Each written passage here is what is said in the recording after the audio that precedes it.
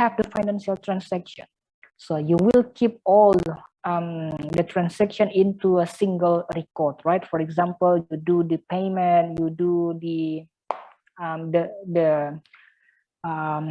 you do the payment, and then you take the installment, and what else? You order your supply from the supplier, and then maybe you could also take additional debt from your supplier or from the third party like bank and the other part. And for sure, when you would like to take the record for every activity related to the financial action, you should do it in accrual basis system, right? So I don't know if you are familiar with the accrual accounting. Do you know it? The accrual accounting.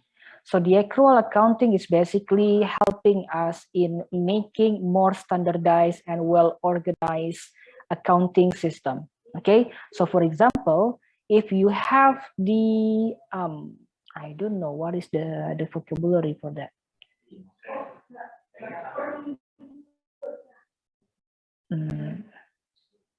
Account payable and account receivable. Do you know what are the differences between the two? Account payable means that you have debts. Account receivable means that people have debts from you, so they have to pay you back. Okay, so that's what we call in Indonesian as hutang dan piutang. Got it right? So for hutang, that will be account payable, and then for piutang, it will be account receivable. Okay, so what you will receive after the transaction. So normally for the account payable and for the account receivable, the model of the financial recording will be based on the accrual basis. So it means that when you get the money, that will be the timing for you to recall to record the transaction. Okay, so that will be the accrual based financial recording. Okay, and then normally for the financial statement, it could be released, let's say, in a quarterly, so every 3 months, and then in biannually, meaning that it will be published in every semester. And we also have the annually, which will be published only one time in a year. Okay, it really depending on the needs of the stakeholders, also depending on the needs of the manager. If they would like to assess or they would like to evaluate the performance time by time, so there will be best if you could provide the financial statement provided in every 3 months. Okay, because you can see what are the different things. How could the financial condition change from the first 3 months to the next 3 months? So every quarter you have the information. Okay, but for the stakeholders, especially for the investors, they don't need more detailed information about the financial statement. So it is enough just for having the financial statement published in annual form, only once in a year. So if the company publish one single annual report every year, it means that all the report already covered the whole performance since the beginning of January up to the last of day of December of that particular year. Okay. And then in the financial statement, you will get some kind of information about the cash flow, whether your cash flow is positive, whether your cash flow is negative. And if you have the minus cash flow, it means that you are bear by the financial loss. Otherwise, if you have a positive value of the cash flow, it means that your business is getting good. All right, it's going well. And then you can manage to get even more positive cash multiple times. And then what is important for the government, for the country, and why do the governments have an interest for the financial statement of the companies who are operating under their jurisdiction of the area? So for example, here in Indonesia, okay, there are a lot of companies, they can operate in public public system or private system. What do I mean by the public and private here? If a company has a status as the private company, it means that public has no single ownership on that company. So it's just focused for a particular person. For example, Salim Group, for example. Salim Group has several example of company. And if the company owned by the Salim Group is only consisting, their capital structure is only consisting all money taken from Salim Group, and then we call this as the private company. So that will be different if, for example, Salim Group has a company that is also available for public in Indonesian capital market or in Indonesian stock exchange. So everyone, let's say the community or the society, can also buy the stock from the Salim Group company. So if this one is the case, of course, the combination of the capital structure will be different. It is no longer pure from the Salim Group, but it could also from the public, such as the society, and then we also have the other type of investor that could be also from the institutional investor, and then for us, for the normal people, we can be classified as the retail investor or the individual investors. Okay, so that will be really depending on who are the owner of the company. Okay, and then so the government has the interest in terms of tax income. Okay, so one of the major resource of income for the government, for the country, is coming from the tax. Okay, so not only the company, actually, if you are already working, and then you can be the object or the subject for the taxation from the government.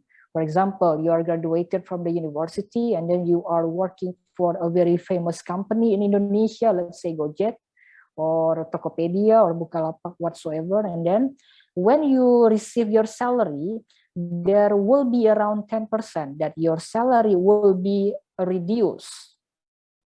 Okay, and then the reduction of your salary will be for your taxes. Okay, so that's how the government, the country, will pay for the public facility and infrastructure. So all the money will be used for supporting the construction of the bridge, the street, and then what else? The public facilities. So that's why the country will need the tax income from the company. Okay, so the country really need that.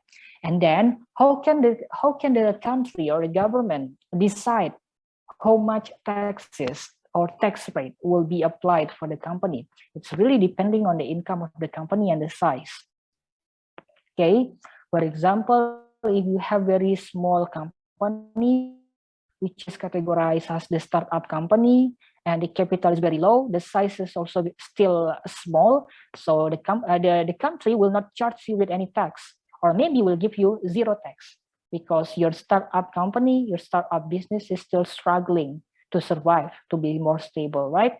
So that will be a different case if the company is already bigger, like what can I say, PT Indofood. Okay, what else? For example, Bukalapak. What else? Gojek. Those companies that I just mentioned, in terms of their scale of business, in terms of their size, the number of employees, and also in terms of the capital they have, they are completely different from the new company that just operating in a couple of weeks, since a couple of weeks ago. Okay, so that's why this company will be the targeted subject for the tax income for the country. So the taxation, the tax calculation will be very depending on how much money the company can earn. Okay, how much cash flow they can produce. So let's say if, for example, you have minus cash flow, and then there will be no reason for the country to charge you some taxes.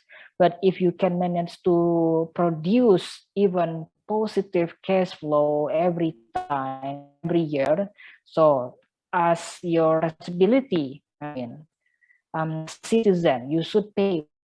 Okay, yeah, I guess that will be clear. And then, so what are the determinant factors that can affect the rate and also the risk of the cash flow? First one is the financial environment.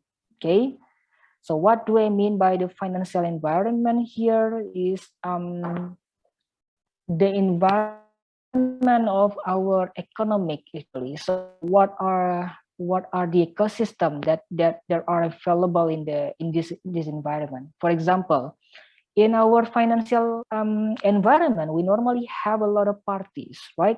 We have a lot of parties that has interest, and they are also related to each other. So for example, as the company, we need additional income, and bank will be one of the main resource for the additional capital, right? So that will be one party. What about the other party in the financial environment? Apart from banks, we also have another capital resource that can be used by the company. Let's say, for example, you can get the additional capital from the money market and also from the capital market. So it's directly through the investors. Okay, and what else? We can also mention that Pegadaian, for example. What else? The peer-to-peer lending company. So those parties are included in the financial environment. And also we can find government take place there, because government is the one who will regulate the system and the environment. So that's why the level and also the risk of cash flow really depending on the financial environment. And then the second one, the cash flow will be really depending on the financial investment. Okay, so it's really depend on the manager actually how much money they would like to invest. Okay, for example, if you have the capital, that will be the financial management decision, right? Whether the money or the capital will be invested to the liquid asset or to the fixed asset. So if you are managing for the manufacturing company, so there is no point for you to invest in current asset or liquid asset. So you should put most of your money into the fixed asset, such as buying the machine, right? And then constructing the factory. And then what else? Increasing the technology that you are using in your manufacturing company, right? And that will be different if your business is really service based. So let's say you have the financial technology company. Okay, so what you're gonna do? So as the financial manager, so you will invest most of your money into technology and also into liquid or current assets. So you have to get a kind of a ready money, ready found, when you would like to distribute it in terms of the credit to the debitor, or if just in case your investor would like to take over their money back from your company. All right, so you must have a pretty much cash ready in your company. So that will be really depending on the nature of the business, whether it is the manufacturing base or whether it is the service based company. Okay, right. Then what affects them, the level and also the risk of cash flow, is the dividend policy, right? So the dividend policy is basically made by the financial manager, and the dividend policy is really related to how much money that the company will distribute or the company will give back to their investors. Okay, so who are entitled for the dividend payment? So only the stockholders. Unless the stockholders, you will get no payment. If you are the bondholders, you will not get the dividend. All right. So if you are the bondholders, you will get the coupon payment, not the dividend. But if you are the stockholders, and then you will get the dividend payment. All right. Okay. So if the company can pay for the dividend regularly, let's say one this month, okay, and then next year, and then the year after, that will be very good actually. Yeah. So this one is also really fundamental. There are 4 types of financial statement. So we have the balance sheet there, we have the return report, we have the cash flow, and we have the profit and loss report. Okay, I guess you already know about the balance sheet. The balance sheet is basically providing us with the information about the situation of the company if it is seen from the liquid asset and what else? From the fixed asset, which are categorized as the asset, okay, activa. And then we can also see the information about how much money that we already spent or how much money that we already invested for that asset that we put into Passiva group. Okay, so basically Activa will always be the same with the Passiva, then they should be very balanced, right? Because what we have on the right side in the Passiva post, we have the obligation there, we have all the debts recorded there, and we also have if we have money that that is available from our own money, so that will be our own capital, and then that will be the combination, right? So the assets will be the total number of your obligation, I mean your hutang or your account payable, also with your own capital, right? So I try to repeat it. Asset is the total number of obligation and also your capital. So that's why they must be balanced. They must show us the same nominal, the same value, okay? And then the second one, we have the profit and loss report. So basically the profit and loss report will tell us based on our income, let's say our annual income, how much income that we get after deducted by the operational costs, right? And then if we reduce the income with the taxes, for example, and then we will get the final information whether the cash flow is still positive or still negative. So after reducing the income with all type of expenses, okay, so we can understand later if our company is in the profit condition or is in the loss condition. Okay. So what about the return earning reports? So what do we mean by the return earning report here? So this is just the case if the company can manage to book a positive income. Let's say after reducing all the expenses from the income, you still have a positive cash flow. Okay, and then if you have the positive cash flow, you can divide this money to your to your stockholders or to your investors in the form of dividend payment. And then for the other half, you should keep this money for the additional capital when you are doing your operational activity next year. So this is a kind of addition, okay? So the additional capital that you can use for working in the next year. So that's what we call as the return earning report, okay? For the cash flow, so basically that will show you the capital inflow and the capital outflow. So as long as the capital inflow is always bigger than the capital outflow, so you can say that your cash flow is positive. Okay, so that is the basic financial report that an investor or a financial manager has to understand. Okay, so do you have any questions so far before I'm going through the next slides? Any question? Not yet, sir. Okay, not yet. So let's just take a few moments and then we will continue. Okay. So this one, the explanation about the balance sheet. So what we call balance sheet here basically means neraca perusahaan. So on the left side, you will see the assets, right? So on the right side, you will see the obligation and also the equity. That's what I call as the obligation and the capital. Capital, equity is just the same. Okay, kewajiban, obligation, both debts, they are just the same. So don't be confused when I mention about bonds, when I mention about obligation, when I mention about debts, they are basically just the same because they means kewajiban.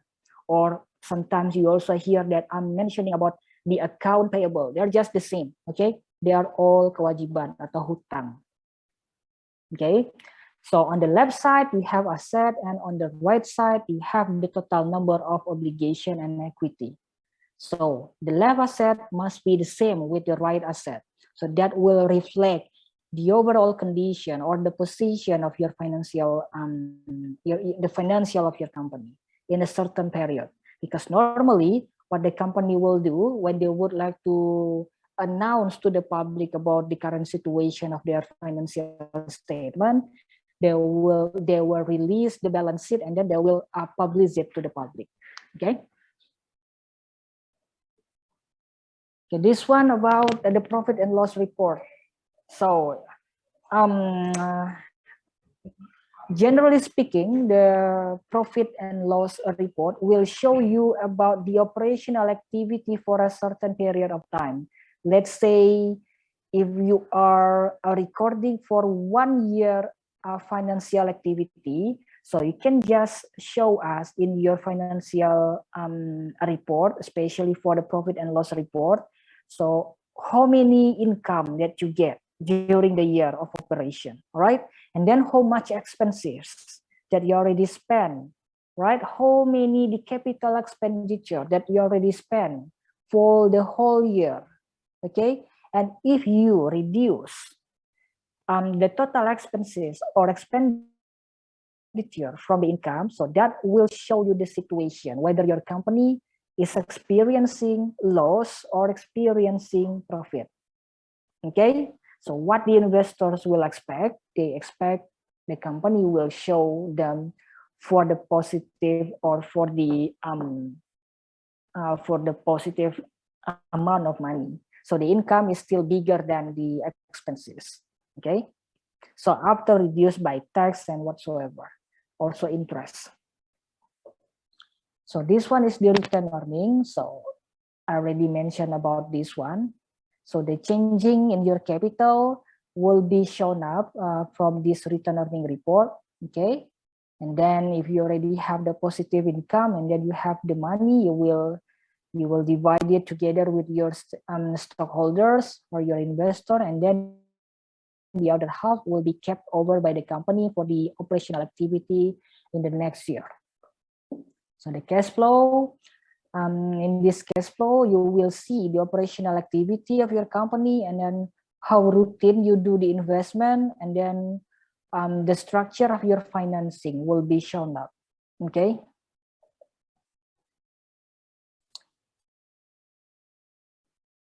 So the net cash flow. So the net cash flow is basically the total number of the net earning aided by depreciation. So do you know the differentiation between the depreciation and what else? Amortization. Do you ever heard about these two vocabulary, these two terms, amortization and depreciation?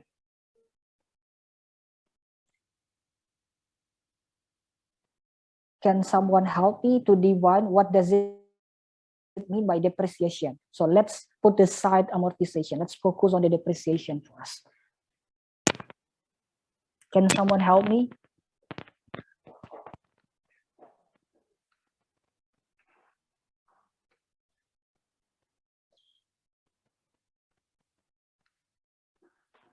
So am I speaking too fast? Can you follow my explanation well? Yes, sir. I can follow your. Okay, good. So can someone help me to define what does it mean by depreciation?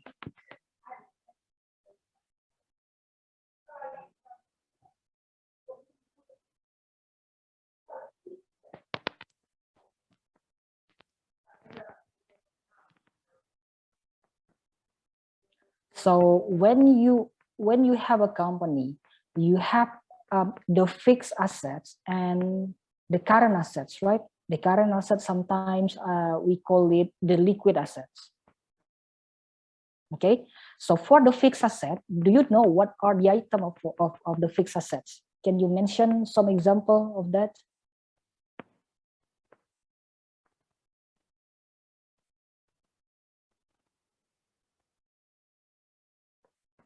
The fixed assets means that the asset cannot be easily transported, cannot be easily moved, or the asset can be seen clearly by your eyes. So this one is the fixed assets. The real assets.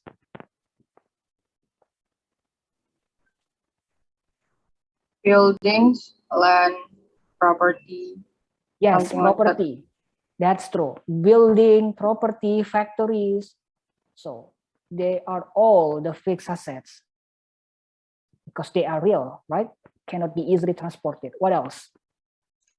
Vehicle, yeah, vehicle, your car, your motorcycle. So the two things are also the fixed assets, even though they can move from one place to the other place, but it needs someone to move, right? To be transported. So what else? The buildings, machine, car, motorcycle. What else? So let's just say that those items are the big assets. Okay. So what do we mean by the depreciation here? So let's take your motorbike as the example. So if you buy the new motorcycles, so the economic value of your motorcycles cannot last forever, right? So if you buy a motorcycle now, let's say you buy, what is the name? NMAX. You buy NMAX now. So do you think after 20 years, your NMAX will have the performance just the same on the day, the first day you buy your NMAX, your motorcycle, after 20 years? Will the performance be the same or will it be different? Different. So that will be different, right? So why it is different? Because we are using that vehicles any days, so we don't know if we cause any trouble in when using a vehicle, and also the spare part on motorcycle is not apa ya Maya, nggak terlalu apa ya, bertahan lama gitu, sir. Out of date, right? So the spare part is out of From date. property like building, that's different, sir. Okay, that's good. That's good answers. So let's say for a motorbike, so the maximum performance that you can experience when you buy a new motorbike is, let's say, only for 5 years. After 5 years, there are a lot of spare parts that needs to be replaced, right? Because most of the parts are out of date and they need to be replaced. So that's why the economic value of a motorbike only lasts for 5 years. You can still use it at year 6, year 7, year 10, or year 20. You can still use it, but the performance is of course different, completely different, right? So let's say in the first day of your payment, the first day of your motorbike arrive at your home, for example, you can run with the motorbike for 200 kilometers per hour, let's say. Okay, so if you do it after 5 years, let's say in the 6th year, you no longer able to speed up the motorbike for 200 kilometers per hour. Maybe just to make it works, just to turn it on, that will be very even difficult after 5 years, right? You cannot be easily started using the starter, but you have to do it manually by using your feet. So it's completely different because the performance is reducing, right? So for the factory, for the buildings, the economic value will be longer if you compare it with the motorbike. So motorbike, so that's why after 5 years, normally a company who is working in the transportation industry, for example, like Bluebird, what else? Uber is different. Uber is different case. Can you mention the name of the transportation company for public? Bluebird, and what else?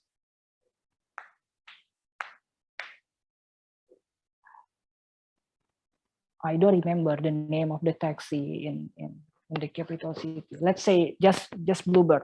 So what Bluebird does, every 5 years, they normally buy the new car and then sell the old car. Okay, so what the Bluebird does regularly, after 5 years, they will sell all the cars that was the part of their transportation business, and then they buy the new car. Why? Because the performance of the car will be different, and then the maintenance cost will be higher if they keep the old car on the pool. Okay, the maintenance cost will be the reason why they have to sell it even in cheaper price. And if they buy the new car, the maintenance cost will not be that high because the car is really fresh and still new, fresh from the oven. That's why. Okay, so after 5 years, normally what the transportation company does, they will change their car or their motorbike.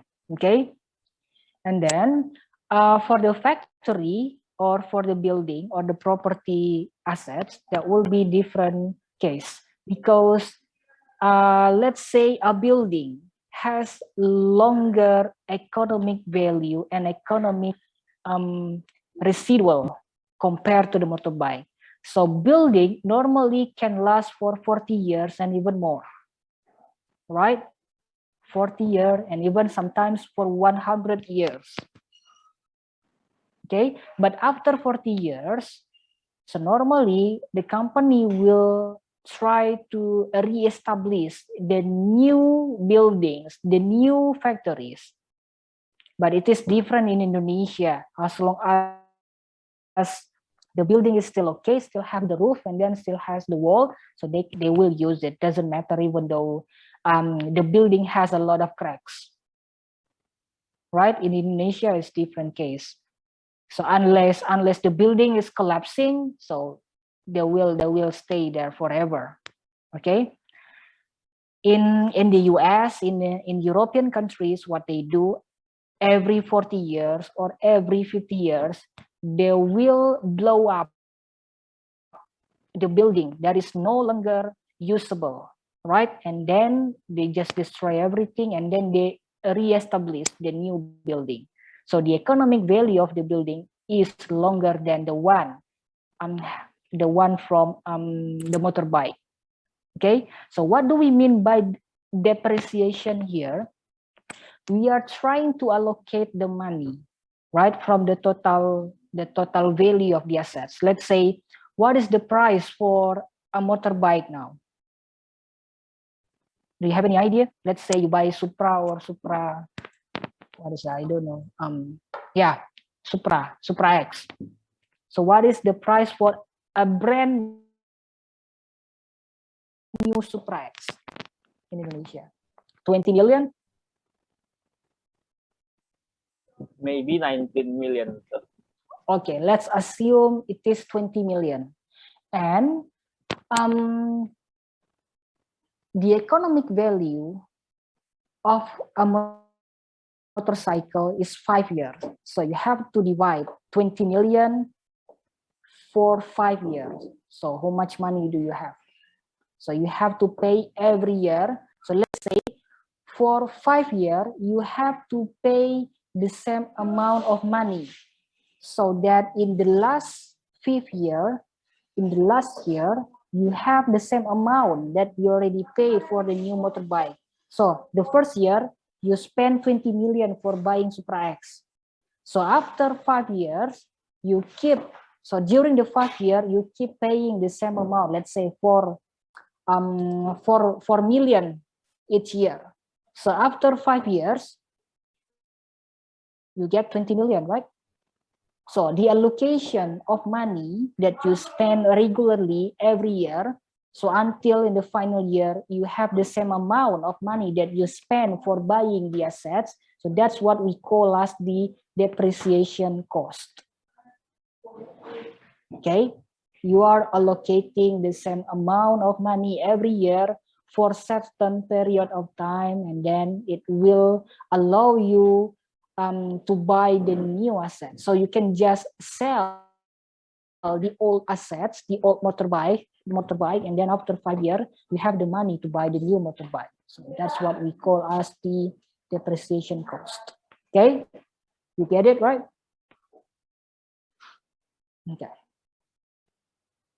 Sir, Yes, please.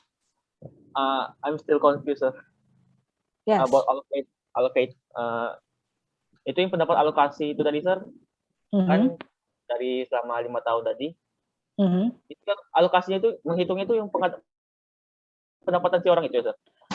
No. So when we calculate for the allocation of the money for 5 years, it's really depending on the price of the assets. Okay, and then where's the money come from?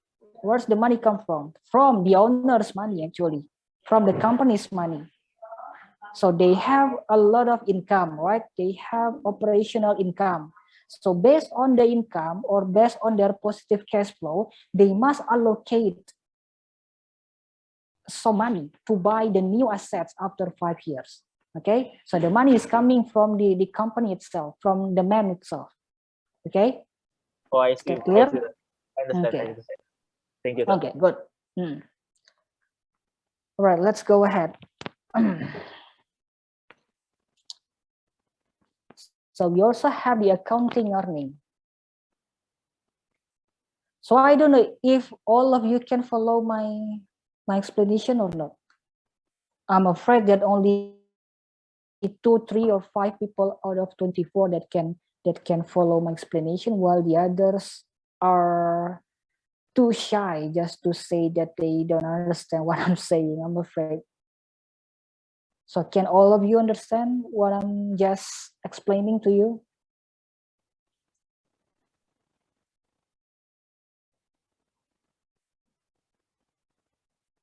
Okay. That Iya, will be sir. better, right? Okay. Tolong So di-mix aja, sir. all right then. Also the connection. Okay, then. So I'll try to mix them both using Indonesian and also bahasa. Okay. Just don't be too shy to tell me that you cannot understand the whole material course. You are still at the beginning of your study, so that will be fine. But if you are already in the middle of your bachelor, let's say you are in the 6th semester or 5th semester, there is no longer tolerance, right? It's no longer tolerable for me. But now it's fine. You are still in the 3rd semester. All right then. So can you please open up all of your camera just to make sure that everyone on the same channel with me, on the same frequency with me? Okay. I will turn it, but I will turn it off after because sometimes your voice is not very heard because the connection is too bad. That's fine. I open the camera. That's fine. It is understandable that you can turn off your camera while I'm speaking. Okay. Just for a while, I would like to see if everybody is on the screen or not. Fenty, can you show up Fahira, Indira, Fahria, Wells, Pedro, can you show up?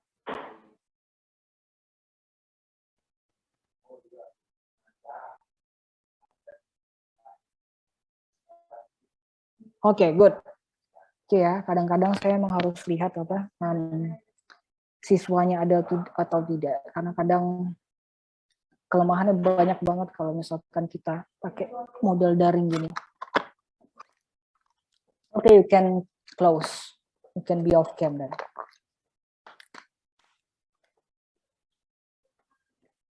Ya, kita lanjut ke arus kas bersih versus laba akuntansi. Ya, kalau laba akuntansi itu sebenarnya adalah seluruh informasi yang tercatat di dalam laporan keuangan. Misal tadi kita punya laporan laba rugi gitu ya. Nah, itu sebenarnya yang tercatat di dalam laporan laba rugi itu positif atau tidaknya kalau misalkan income kita masih lebih besar dibandingkan jumlah total biaya-biaya atau pengeluaran-pengeluaran ya. Nah, nanti yang tercatat dalam laporan laba rugi itu masuk ke dalam laba akuntansi sebenarnya, karena itu adalah hasil pencatatan. Itu ya, laba akuntansi. Nah, sebaliknya investor, mereka itu cenderung lebih menyukai arus kas yang bersih dibandingkan laporan-laporan seperti itu. Nah, jadi yang dimaksud dengan arus kas bersih ini sebenarnya apa gitu. Nah, kalau arus kas bersih itu lebih dari ya informasi tentang keluar dan masuknya uang dalam suatu waktu. Gitu. Keluar masuknya uang dalam suatu waktu itu seperti apa. Nah, kalau arus kas bersih ini juga penghitungannya menggunakan informasi yang terdapat dari laporan laba rugi itu tadi sebenarnya. Kalau misalkan dari laporan laba rugi tercatat bahwa kita memiliki untung misalnya, gitu ya. Nah, nanti untuk menghitung arus kas juga menggunakan data dari laporan laba rugi itu tadi. Ya, nah kenapa kok investor cenderung lebih menyukai proyeksi arus kas bersih daripada laba akuntansi? Karena investor itu lebih menyukai segala hal yang lebih sederhana dan lebih gampang untuk dimengerti. Ya, seperti laporan keuangan aja, laporan keuangan yang terdiri dari 4 tadi, neraca, laporan laba rugi, laporan perubahan modal, dan yang terakhir adalah laporan arus kas. Bagi investor yang tidak memiliki latar belakang keilmuan ekonomi atau manajemen atau akuntansi, akan sangat kesulitan bagi mereka untuk memahami hal-hal tersebut. Terutama banyak istilah-istilah khusus. Katakanlah laba kotor. Laba kotor itu kan artinya apa? Pendapatan baru dikurangi beban-beban operasional. Lalu setelah dikurangi beban operasional ada yang disebut sebagai pendapatan setelah bunga, sebelum bunga dan pajak. Kalau sudah dikurangi bunga, pendapatan setelah bunga, ya, tapi belum dibayarkan pajak. Nah, kalau sudah dibayarkan pajak, berubah menjadi pendapatan setelah pajak, gitu. Dan terakhir baru disebut sebagai laba bersih, neto, ya, berapa netonya, netnya. Nah, investor nggak paham yang kayak gituan, apalagi kalau investor nggak punya background ekonomi, ya, kecuali kalau investornya itu very well literate, ya, mereka tahu dengan baik gimana cara membaca laporan keuangan. Nah, itu akan lebih menarik bagi mereka. Tapi untuk investor-investor yang biasa seperti ibu rumah tangga, seperti pemain bola, seperti artis, mereka nggak perlu membaca laporan yang terlalu ribet kayak gitu. Jadi mereka perlu informasi yang jauh lebih sederhana dan mudah dimengerti. Nah, arus kas operasi adalah arus kas yang berasal dari kegiatan operasi normal, gitu ya. Perbedaan antara pendapatan kas dan biaya kas termasuk pajak atas laba operasi. Arus kas ini berbeda dengan arus kas bersih karena tidak memasukkan beban bunga. Nah, jadi di dalam arus kas operasi itu memang tidak dihitung item mengenai beban bunga, gitu ya. Nah, selanjutnya kita akan membahas versus nilai tambah ekonomi. Nah, ini akan berbeda sebenarnya, dua hal yang berbeda. Nah, yang pertama dulu, nilai tambah pasar atau market value added. Nah, itu akan menunjukkan ke kita perbedaan antara nilai saham dan nilai jumlah ekuitas yang telah ditanamkan oleh investor. Nah, simpelnya, nilai tambah pasar ini tercipta pada saat investor memberikan perhatian lebih terhadap suatu pasar. Artinya, katakanlah kalau misalkan ada saham perusahaan A itu dijual per lembar dengan harga 10.000 per lembar, gitu. Ya, 10.000 per lembar itu ditetapkan oleh perusahaan. Harga sahamnya satu lembarnya 10.000 ditetapkan oleh perusahaan. Nah, ternyata karena banyak sekali investor yang melihat bahwa perusahaan tadi itu memiliki potensi untuk tumbuh lebih baik, ya, akhirnya banyak orang berlomba-lomba untuk membeli saham perusahaan tersebut, sehingga terjadilah permintaan pasar. Nah, hukum permintaan dan hukum penawaran berlaku di sini. Perusahaan yang menjual harga sahamnya per lembar 10.000, kalau permintaannya tinggi terhadap saham perusahaan tersebut, sedangkan jumlah saham yang beredar itu jumlahnya terbatas, menjadi semakin tinggi. Pasar yang berlaku situ. Siapa yang bersedia membayar lebih dari 10.000 per lembar saham, dialah yang akan dicatatkan sebagai pembeli saham tersebut, gitu. Itu yang disebut sebagai market value added. Sebaliknya, kalau ternyata orang beranggapan bahwa saham perusahaan tersebut tidak menarik, ternyata saham perusahaannya itu adalah pasif, tidak ada yang melihat ada potensi keuntungan dengan berinvestasi melalui pembelian saham perusahaan tersebut, maka berlaku hukum sebaliknya, gitu. Penawaran, perusahaan akan mencari-cari siapa kira-kira orang yang mau membeli tersebut dengan harga 10.000. Kalau tidak ada juga yang membeli dengan harga 10.000, akhirnya perusahaan memberikan diskon. Katakanlah 10%, akhirnya dijual dengan harga 9.000. Ada yang mau beli. Kalau ternyata masih tidak ada juga yang mau membeli, dikurangi lagi 10% lagi, hingga total saham itu ditawarkan dalam harga 20% lebih rendah, yaitu 8.000 per lembar. Ada nggak yang beli? Ada yang beli. Oke, itulah market value dari harga saham tersebut. Clear nggak di sana?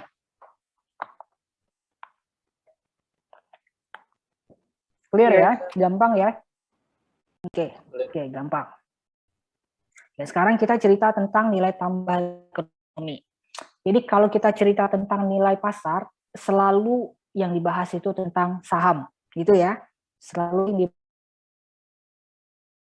gitu. Kalau cerita tentang nilai tambah ekonomi, nah ini baru kita cerita tentang laba operasi, gitu, atau kegiatan operasional rutin yang dilakukan perusahaan. Kira-kira gimana? Dengan modal sekian yang kita habiskan, apakah memberikan penambahan income bagi perusahaan? Artinya kalau misalkan punya modal 100 juta itu dipakai untuk kegiatan jual beli, kegiatan produksi, setelah 1 tahun berjalan 100 juta itu bisa memberikan nilai yang lebih tinggi atau lebih rendah. Kalau lebih tinggi berarti kan untung, kalau lebih rendah kan berarti rugi. Nah, bisa ciptaan nilai tambah ekonomi terjadi. Nah, jadi apa disebut dengan nilai tambah ekonomi adalah perbedaan antara laba operasi setelah pajak dan termasuk antara laba operasi setelah pajak, berarti itu kan sudah dikurangi dengan biaya plus biaya pajak, gitu ya, gitu. Lalu F di sini ya adalah estimasi nilai yang dihasilkan selama 1 tahun berjalan. Jadi masing-masing perusahaan mereka punya proyeksi kira-kira satu potensi yang bisa diciptakan perusahaan dengan modal sekian, kira-kira itu berapa persen? Eva sangat berbeda dibandingkan biaya komoditas. Nah, ini maksudnya kalau misalkan di dalam perusahaan itu tidak ada investor atau tidak ada penanam saham, ya berarti kita tidak membebankan biaya atas modal likuiditas.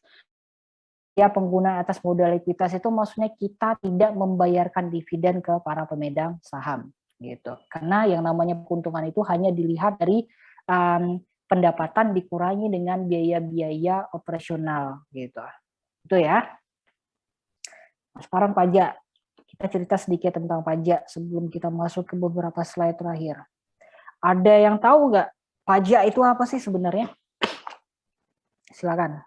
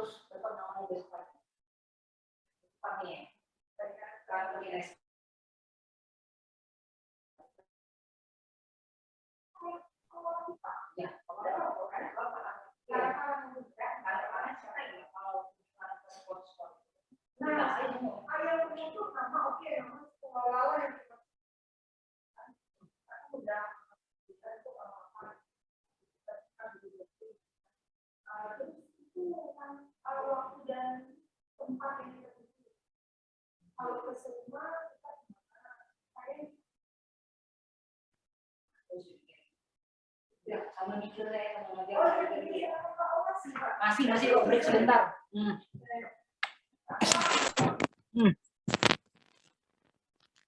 Halo, gimana? Ada yang bisa bantu saya? Apa sih pajak itu?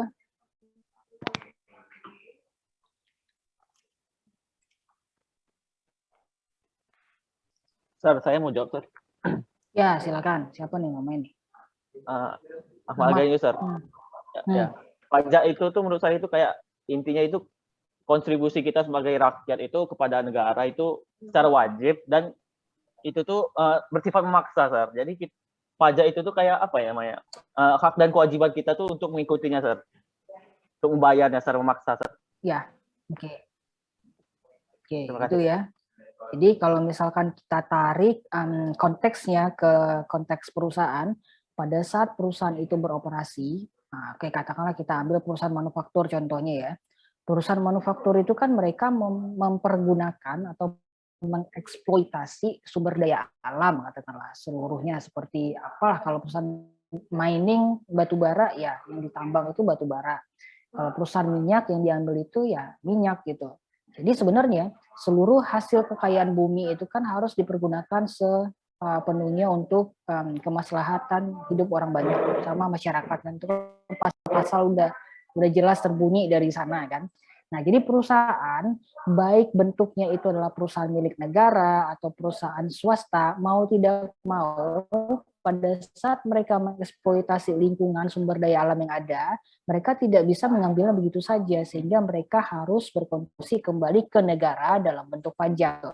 Jadi pajak itu sebenarnya adalah biaya yang dibebankan negara gitu ya, sebagai akibat dari kegiatan operasional yang dilakukan oleh perusahaan itu tadi. Jadi harus ada beban pajak di sana. Dan itu sifatnya memang sangat memaksa karena sudah diatur di dalam undang-undang. Nah, contoh yang paling gampang aja kalau misalkan kita cerita konteksnya individu gitu, perorangan. Pada saat Anda bekerja sebagai karyawan perusahaan swasta atau karyawan pemerintah, ya, Anda akan dibebankan pajak sesuai dengan jumlah pendapatan Anda. Berarti itu progresif gitu. Kalau misalkan pendapatan Anda semakin tinggi, nah maka beban pajak yang akan dibebankan kepada Anda juga akan semakin tinggi tingkatnya. Nah, saya yakin ada beberapa orangnya mungkin orang tuanya mungkin yang bekerja sebagai pegawai negeri sipil. Kita ambil contoh yang paling gampang ya. Pegawai negeri sipil itu kalau misalkan dia masih golongan 1, kalau dia diangkat waktu tamat SD, atau golongan 2 waktu dia golongan 1 kalau diangkat waktu SMP ya. Golongan 2 kalau dia tamat SMA, golongan 3 kalau misalkan dia sudah punya ijazah sarjana gitu ya. Mereka akan memiliki tingkat pendapatan yang berbeda-beda gitu. Otomatis orang yang pendidikannya paling tinggi itu akan mendapatkan pendapatan paling tinggi juga gitu kan. Nah, jadi ya, apa yang terjadi di negara ini untuk orang-orang yang berada di golongan 1, 2, 3 itu tadi ya, mereka akan dibebankan beban pajak pendapatan sebesar 10% gitu. Nah, pada saat mereka mencapai level tertinggi, katakanlah masuk ke golongan 4, nah pajaknya sudah akan berbeda. tidak lagi 10%, yaitu sebesar 15%. Jadi seperti itu.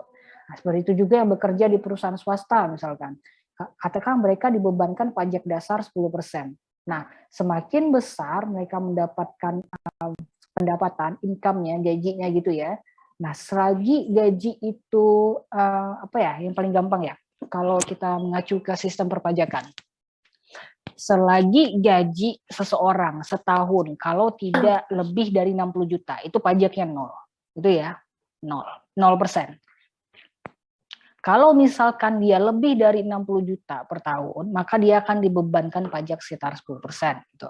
Nah, kalau lebih lagi ya, karena dia dapat pendapatan lain yang lain-lain dari sumber yang berbeda, nah itu juga akan menjadi tambahan karena pajaknya akan menjadi sistem progresif.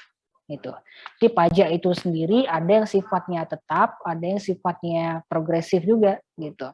Kalau tetap berarti berapapun pendapatannya, pajaknya tetap segitu. Jadi yang berubah itu ya nilai nominal gajinya. Nah, kalau misalkan gaji 1 juta ya katakanlah 10%, gaji 10 juta 10% juga. Yang membedakan kan 10% per sejuta dan 10% per 10 juta. Nah, itu aja yang membedakan. Kalau progresif berarti semakin tinggi pendapatannya, artinya pajaknya juga semakin tinggi. Bisa 10% naik jadi 15%, naik jadi 20% gitu. Kalau di luar negeri bisa jadi ya pendapatan seseorang itu maksimal itu bisa dikenai pajak sebesar 40% dari total pendapatannya gitu. Itu ya. Nah, selain itu, selain pajak perorangan, pajak korporasi ya, kita biasanya sebagai konsumen juga dibebankan pajak pada saat kita berbelanja. Misal yang paling sering itu kita kena ke pajak pertambahan nilai gitu, PPN. Jadi kalau misalkan Anda beli barang agak mewah sedikit, beli PlayStation misalnya, atau beli tas-tas branded ya gitu kan, nah, itu dikenakan pajak PPN pertambahan nilai. Atau kalau misalkan Anda pergi ke restoran, misal katakanlah rumah makan sederhana, dan dikenakan juga di sana Anda lihat struknya ada pajaknya PPN-nya 10%. Jadi sebenarnya nama aja rumah makan sederhana, tapi kan itu udah masuk restoran mewah sehingga Anda dibebankan untuk kena pajak. Beda kalau misalkan Anda pergi ke warteg, ya nggak kena pajak. Tapi kalau wartegnya ada di Jakarta, mungkin kena pajak, mungkin kan, karena beda pendapatan warteg di Bengkulu sama warteg di Jakarta otomatis berbeda sekali. Gitu. Itu ya. Oke. Nilai dari aktiva juga ditentukan oleh arus kas setelah pajak yang dihasilkannya. Jadi semakin besar beban pajak yang dibebankan ke perusahaan, otomatis itu akan mengurangi arus kas, gitu ya. Nah, tarif pajak dan aspek lain dari sistem pajak sangat akan ditentukan secara tahunan oleh Kongres. Ini kalau kasusnya di Amerika, gitu. Kalau di Amerika Serikat mereka menetapkan tarif pajak progresif. Nah, semakin tinggi laba sebuah perusahaan, maka semakin tinggi juga persentase pajak yang harus dibayarkan. Nah, cara gimana Pak kalau ternyata kita bikin perusahaan di Amerika pajaknya gede banget. Akhirnya banyak perusahaan ini akhirnya mencari daerah atau mencari lokasi baru untuk membuat perusahaan atau anak perusahaan atau katakanlah pabrik cabang ya yang berada di luar Amerika yang tidak menerapkan sistem tarif pajak progresif. Nah, itulah kenapa kok perusahaan-perusahaan di Amerika seperti Apple, seperti Tesla, mereka lebih tertarik untuk membuat pabrik untuk ini ya, untuk fasilitas produksinya di Cina dan juga di India atau di Thailand atau di Vietnam daripada mereka harus bikin sendiri pabrik Apple atau pabrik Tesla itu di Amerika gitu untuk menghindari pajak itu tadi, pajak yang terlalu tinggi. Nah, selanjutnya kita juga cerita tentang aktiva modal, keuntungan dan kerugiannya. Nah, aktiva modal itu nama lainnya adalah saham, obligasi, dan real estate. Itu ya. Nah, keuntungan modal itu disebut juga sebagai capital gain. Nah, kalau kerugian modal itu disebut sebagai capital loss. Nah, kapan kita dapat capital gain? Kalau katakanlah aktiva yang dijual itu dijual dengan harga di atas nilai perolehannya atau nilai pembeliannya. Nah, kayak saham tadi saya cerita, kalau misalkan saya beli saham perusahaan harganya 10.000 per lembar, terus akhirnya di pasar harganya itu meningkat 50% ya. saya jual dengan harga 15.000 akhirnya, nah yang saya dapat itu adalah capital gain.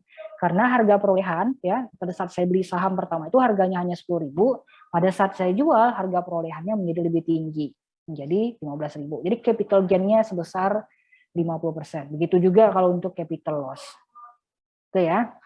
Nah, kerugian atau keuntungan jangka panjang terjadi bila aktiva dimiliki lebih dari jangka waktu 1 tahun. Nah, untuk aset-aset yang hanya dipegang dalam jangka waktu pendek, kurang